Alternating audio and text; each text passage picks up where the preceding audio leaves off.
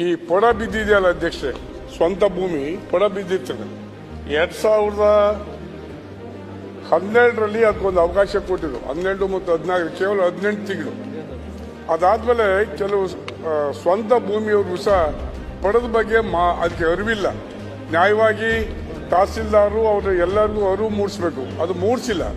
ಹಾಗಾಗಿ ಅದು ಅದಾದ ನಂತರ ಈಗ ಅವಕಾಶ ಇಲ್ಲ. ದಯಮಾಡಿ ಮಾನ್ಯ ಸಚಿವರಲ್ಲಿ ತಮ್ಮ ಮುಖಾಂತರ ವಿನಂತಿಸ್ತೀನಿ, ಅದೊಂದು ಸ್ವಲ್ಪ ಇನ್ನೊಂದ್ಸರಿ ಅವಕಾಶ ಕೊಟ್ರೆ ಪೊಡ ಬಿದ್ದವ್ರು ಯಾವ್ಯಾವುದೋ ಕಾರಣ ಕಂದಾಯ ಕಟ್ಟಡಕ್ಕೆ ಅದನ್ನು ಮಾಡ್ಕೋಬೇಕು. ಇನ್ನೊಂದು 57ರಲ್ಲಿ ಅರ್ಜಿನ ಮಂಜೂರು ಮಾಡಕ್ಕೆ ಅವಕಾಶ ಕೊಟ್ಟಿದ್ದಾರೆ, ಇಲ್ಲ ಅಂತಲ್ಲ. ಅದನ್ನು ಯಾರು ಡಿಸೈಡ್ ಮಾಡ್ಬೇಕು? ಗೋಮಾಳನ DC ಅವ್ರಿಗೆ ಅಂತ ಹೇಳಿದ್ರೆ ಅದು ಆಗೋದಿಲ್ಲ. ಆಕ್ಚುಲಿ DC ಅವರು ಬಂದು ಗೋಮಾಳನ ಫಿಕ್ಸ್ ಮಾಡಿ ಕೊಡಕ್ಕೆ ಆಗೋದಿಲ್ಲ. ದಯಮಾಡಿ ತಹಸೀಲ್ದಾರಿಗೆ ಕೊಟ್ಟು ಗೋಮಾಳನ, ಯಾಕೆಂದ್ರೆ 20, 15, 30 ವರ್ಷದಿಂದ ಗೋಮಾಳ ಉತ್ಕೊಂಡಿರೋ ಅಧ್ಯಕ್ಷ ಬುದ್ಧಿವಂತರು ಎಲ್ಲ ಮಾಡ್ಕೊಂಬಿಟ್ರೆ 50, 53ರಲ್ಲಿ ಮಾಡ್ಕೊಂಬಿಟ್ಟಾರೆ. ಬಡವರು, ವಿಶೇಷವಾಗಿ ಅಲಮಾರಿ ಜನ, ಸಣ್ಣ ಜಾತಿ ಜನ, ಅವರಿಗೆ ಅದು ಅರಿವಿರಕ್ಕಿಲ್ಲ. ಹಾಗಾಗಿ ಗೋಮಾಳನ ಮಂಜೂರೇ ಮಾಡಿಸ್ಕೊಂಡ ಅರ್ಜಿ ಹಾಕೊಂಡಿದ್ದಾರೆ, ಅದು ಮಂಜೂರು ಮಾಡೋಕ್ಕಾಗಲ್ಲ. DC ಅವರೇ ಬಂದು ಮಾಡಬೇಕು ಅನ್ನೋದು ಆಗೋದಿಲ್ಲ. ದಯಮಾಡಿ ಆ ಕಂಡೀಷನ್ ರದ್ದು ಮಾಡಿ ತಹಸೀಲ್ದಾರಿಗೆ ಕೊಡಬೇಕು. ತಹಸೀಲ್ದಾರ್ ಅದನ್ನ ಮಂಜೂರು ಮಾಡಿಕೊಡ್ಬೇಕು. ಇಲ್ಲಿ 22 ಒಂದು ಆದೇಶ ಮಾಡಿದೆ.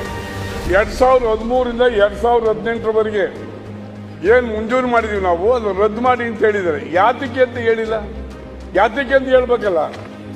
ಒಂದ್ಸರಿ ಮಂಜೂರು ಮಾಡಿ ಅಧ್ಯಕ್ಷರೇ, ಪುನಃ ಕಮಿಟಿ ಮುಂದೆ ಮಂಡಿಸಿದ್ದೆ 1665 ಅರ್ಜಿ. ಅದು ಏನಾಯ್ತದೆ, ನಿಮ್ಮಲ್ಲಿ ಪ್ರಾಮಾಣಿಕವಾಗಿ ನಾನು ಮಾತಾಡ್ತೀನಿ. ಆ ಮಂಜೂರು ಮಾಡ್ಕೋಬೇಕಾದ್ರೆ ರೈತ ವಿಲೇಜ್ ಅಕೌಂಟೆಂಟ್ ಖಾಲಿ ಬಿದ್ದು ದುಡ್ಡು ಕೊಟ್ಟು, RI ಖಾಲಿ ಬಿದ್ದು ದುಡ್ಡು ಕೊಟ್ಟು ಫೈಲ್ ತಂದಿರ್ತಾನೆ. ನಾವು ಮಂಜೂರು ಮಾಡಿದ್ರೆ ತಿರ್ಗಾ ಮತ್ತೆ ಅವ್ರು ಮಂಜೂರು ಮಾಡಕ್ ಹೋದ್ರೆ ಮತ್ತೆ ಅವ್ರಿಗೆ ಯಾರು ಟ್ಯಾಕ್ಸ್ ಕಟ್ಟೋರು, ಮತ್ತೆ ರೈತನಿಗೆ ಹೊಣೆ ಆಗ್ತದೆ. ನಾನು ದಯಮಾಡಿ ಸನ್ಮಾನ್ಯ ರೆವಿನ್ಯೂ ಮಿನಿಸ್ಟರ್ ವಿನಂತಿಸಿ ಅದನ್ನ ದಯಮಾಡಿ ರದ್ದು ಮಾಡಿ, ಏನು 3 ಸಾರಿ ಮೀಟಿಂಗ್ ಮಂಜೂರಾಗಿದೆ ಅವ್ರಿಗೆಲ್ಲ ಇದನ್ನ ಉಳುಮೆ ಚೀಟಿ ಕೊಡಬೇಕು ಅನ್ನೋದು ನನ್ನ ಅನಿಸಿಕೆ.